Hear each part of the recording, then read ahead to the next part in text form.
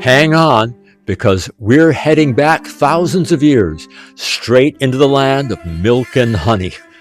Previously, we followed the biblical story into Egypt. We saw that large Semitic populations really did settle in the eastern Nile Delta. We considered the world of Joseph, forced labor, centralized Egyptian administration, and the possibility that the Exodus has been assigned to the wrong historical period. But now comes the harder question. If the Israelites came out of Egypt, did they enter Canaan? Did Jericho really fall? Did the walls come tumbling down? Did the city of Hazor burn?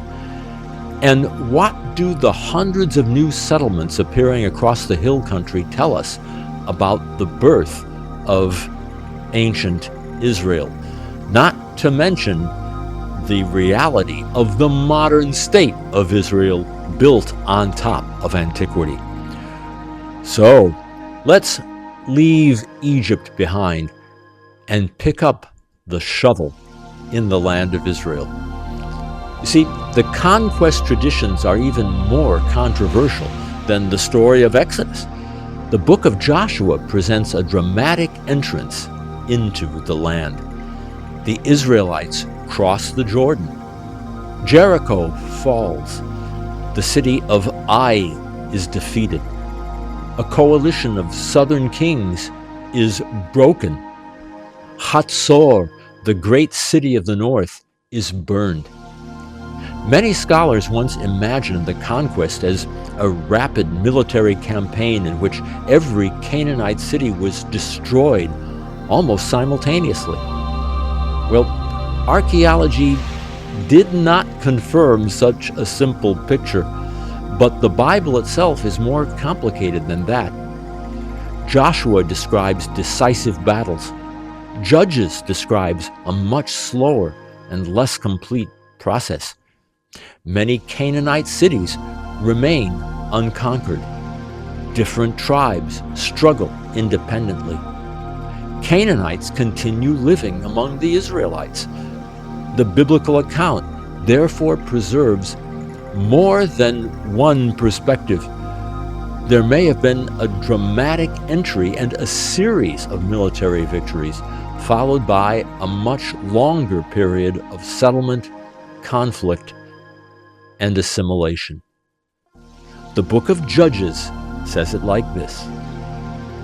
And Manasseh did not drive out the inhabitants of Beth-shean and its towns, nor of Taanach and its towns, nor the inhabitants of Dor and its towns, nor the inhabitants of Ibleam and its towns, nor the inhabitants of Megiddo and its towns.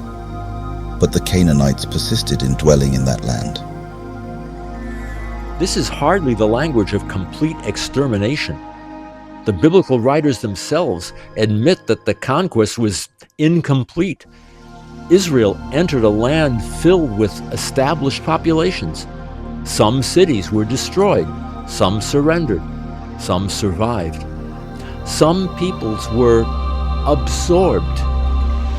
The process was messy. Because, let's face it, history is messy. So what about Jericho, the city everybody argues about? Well, no site is more closely associated with Joshua than Jericho. The biblical account is unforgettable. Israel circles the city. The priests sound the horns. The people shout. And the walls collapse. The city itself is burned. Joshua chapter 6 declares this.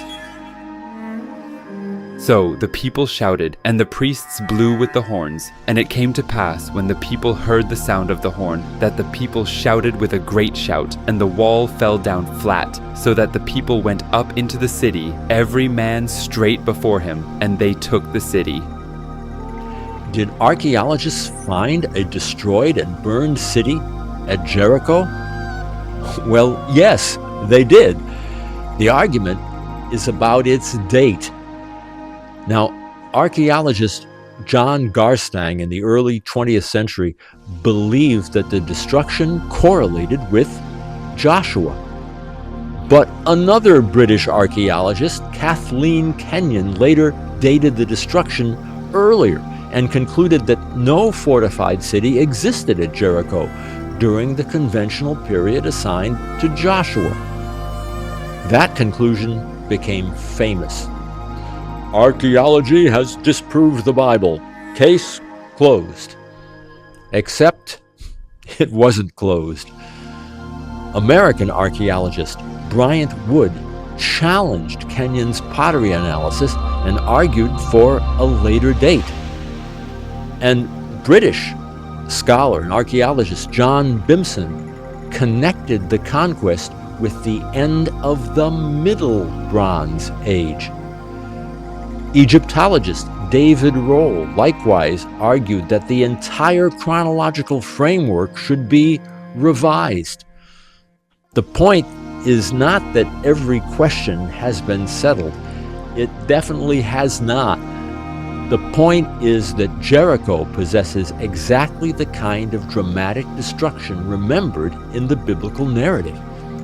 The dispute concerns whether archaeologists have placed it in the right century. And that's a very different claim from saying that the destruction never occurred. Well, let's think about Hazor, the city of Hazor, one of the greatest cities of ancient Canaan. The book of Joshua calls it the head of all those kingdoms. Now that description is historically appropriate. Hazor was enormous. It dominated northern Canaan. It possessed monumental architecture, temples, palaces, and international connections. This wasn't a minor village elevated by a biblical storyteller. This was a true regional power. Joshua 11 records this.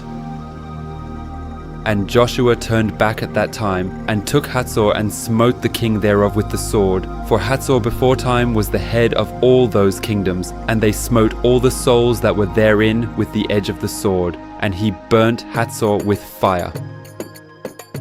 Excavations at Hazor uncovered a massive destruction layer.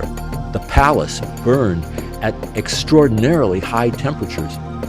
Mud bricks were vitrified, stone cracked from the heat, cultic statues were deliberately smashed.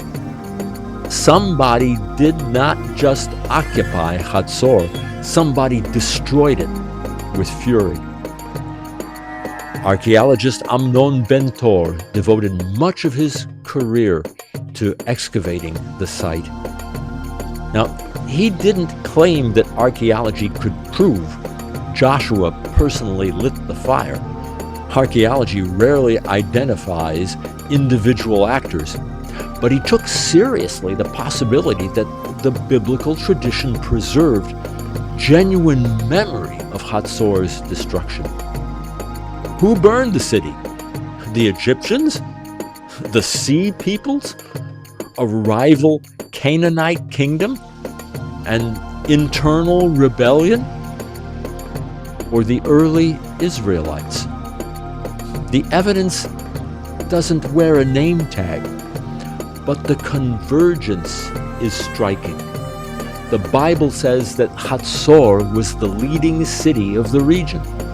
Archaeology says it was. The Bible says Hazor was destroyed by fire. Archaeology uncovered catastrophic burning. The Bible says the destruction occurred during the emergence of Israel in the land. Archaeology confirms that Hazor's Canaanite civilization came to a violent end. Now, that isn't proof in the mathematical sense, but it is historical correspondence. And historical correspondence matters. See, after the collapse of the great Canaanite city-state system, hundreds of small settlements appeared in the central hill country. These villages were modest. They lacked palaces. They lacked monumental temples. They lacked the luxury goods of the Canaanite elites. The inhabitants practiced terraced agriculture. They stored grain in large jars. They built distinctive houses, often identified as four-room houses. And among their animal remains, pig bones are remarkably scarce. Now, what does that mean? At the very least, a new population or population with a new identity was emerging in the hill country. Were all these people immigrants from Egypt? Probably not. The biblical traditions themselves suggest a mixed population. The book of Exodus mentions a mixed multitude. Other groups joined Israel. Local Canaanites may have attached themselves to the new community. Escaped laborers, pastoralists, outsiders, and refugees may have combined around a shared identity and a shared memory of liberation. Israel may have emerged through both migration and internal transformation. The Bible's story and the archaeological evidence need not be forced into an all-or-nothing model. History rarely offers such simplicity. One archaeological discovery is especially important. It's known as the Merneptah Stele. The Merneptah Stele, erected in Egypt near the end of the 13th century BCE. This is the earliest generally accepted extra-biblical reference to Israel. The inscription treats Israel not as a city, but as a people. By the time of the pharaoh Merneptah, a group called Israel was already established in the land. And that creates a chronological boundary. Israel didn't suddenly appear centuries later as an invented identity. Egypt knew of Israel. The name was real. The people were real. The geography was real. The debate concerns their earlier history, not their existence. Well, as we move forward into the period of the monarchy, the archaeological evidence becomes even more direct. We find inscriptions mentioning Israel and Judah. We find the house of David. We find the kings of Israel. We find royal officials. We find seals and bullae bearing Hebrew names. We find letters written in Hebrew. We find administrative records. We find evidence of warfare described in biblical and Assyrian accounts. The famous Tel Dan inscription refers to the house of David. The Merneptah Stele describes the conflict between Moab and Israel. The black obelisk, as it's called, depicts Jehu, or his representative, bowing before the Assyrian king Shalmaneser III. The Siloam inscription commemorates the meeting of two teams excavating Hezekiah's water tunnel beneath Jerusalem. The Lachish letters reveal the atmosphere of Judah during the Babylonian invasion. The names that appear in the Bible begin emerging from the soil. Not every biblical figure has been confirmed, nor should we expect them to be. After all, most ancient people didn't leave inscriptions behind. Most documents were written on perishable materials. Most cities were repeatedly destroyed, rebuilt, and looted. Archaeology preserves only fragments, but the fragments accumulate, and they belong unmistakably to the world of ancient Israel and ancient Judah. Now, this is where we need intellectual balance, because one extreme says, the Bible says it, therefore archaeology must prove every detail. The other says, well, the Bible contains theology and therefore none of it is history. Both approaches are mistaken. Archaeology cannot prove that God spoke to Moses. It can't prove that the plagues were miraculous. It can't prove that the Ark of the Covenant possessed divine power. It can't excavate faith. But here's what archaeology can ask. Did Semitic populations live in Egypt? Answer, yes. Did they settle in the eastern Nile Delta? Yes. Were some employed or enslaved by the Egyptian state? Yes. Did major Canaanite cities suffer destruction?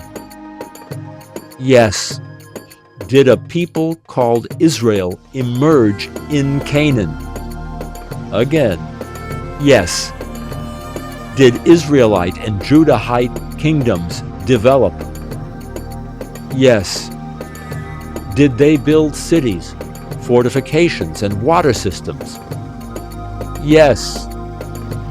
Did neighboring nations know them by the same names found in the Bible? Yes. That doesn't prove every sentence, but it creates a historical framework in which the biblical traditions make sense. You see, the Bible isn't floating in mythological space. It's rooted in geography, politics, economics, warfare, and memory. Now, whose land is it? Let's return to Ben-Tor's provocative statement. Archaeology is our title deed to the land. Well, archaeology does not determine modern diplomacy, does not solve every political dispute. It doesn't tell governments where to draw every border. Those are modern questions involving law, security, demography, ethics, and politics. But archaeology does answer one question decisively. Are the Jewish people foreign to this land? Are they settler colonialists who came in and took it over? No. The Jewish connection to the land of Israel is not a recent political invention. It's not a 19th century public relations campaign. It's not a story manufactured after the Holocaust. No, no, no. It's etched into the landscape. Hebrew inscriptions are found there. Jewish coins are found there. Israelite houses are found there. Judean fortresses are found there. Ancient synagogues are found there. Ritual baths are found there. Scrolls containing Hebrew biblical texts are found in caves overlooking the Dead Sea. The Roman Arch of Titus depicts the menorah taken from the Jerusalem temple, because there was a Jerusalem temple in Jerusalem for Rome to destroy. Even the attempt to erase the Jewish presence became part of the archaeological record. The stones remember the people who built upon them. You know, the Bible frequently calls heaven and earth as witness. The land itself is not passive. It remembers human behavior. It receives blood. It produces harvests. It suffers desolation. It participates in covenant. Moses himself declares, I call heaven and earth to witness against you this day, that you shall soon utterly perish from off the land, whereunto you go over the Jordan to possess it. But from now on you will seek the Lord your God, and you will find him, if you search after him with all your heart and with all your soul. Even exile does not mean the end of the relationship. The land remains central to Israel's memory. The prophets dream of return. The exiles pray toward Jerusalem. The Psalms mourn Zion. Jewish communities throughout the world preserve the direction of prayer. The Passover Seder ends with the hope next year in Jerusalem. For nearly 2,000 years, Jerusalem remained present in Jewish worship, poetry, law, and imagination. And beneath Jerusalem, the material remains of earlier Jewish generations waited in the ground. The textual memory above, the archaeological memory below. Two archives telling the same broad story. Archaeology is powerful because dirt doesn't care about modern political fashion. A destruction layer cannot read an editorial. A Hebrew inscription cannot join a political party. A jar handle stamped with the name of a Judean king doesn't know what century its excavator lives in. The evidence simply remains where ancient people left it. It can be interpreted well or badly. It can be dated correctly or incorrectly. It can be used responsibly or exploited recklessly. But it cannot be wished away. The soil preserves inconvenient facts. Somehow those facts challenge traditional believers. Sometimes they challenge biblical minimalists. Sometimes they challenge modern political narratives. The shovel is an equal opportunity troublemaker. See, long before newspapers, long before museums, long before international resolutions, long before arguments on television, the hills were already recording history. Archaeology doesn't answer every question. It doesn't prove every miracle. It doesn't eliminate the debate over dates, but it demonstrates something undeniable. The biblical people lived in the biblical land, and throughout the centuries, they remembered it. The psalmist expressed that attachment in words that have echoed through Jewish history. If I forget you, O Jerusalem, let my right hand forget her cunning. Let my tongue cleave to the roof of my mouth if I do not remember you, if I set not Jerusalem above my highest joy. That wasn't written by tourists. It was written by exiles. People can debate theology. They can debate chronology. They can debate the interpretation of individual sites.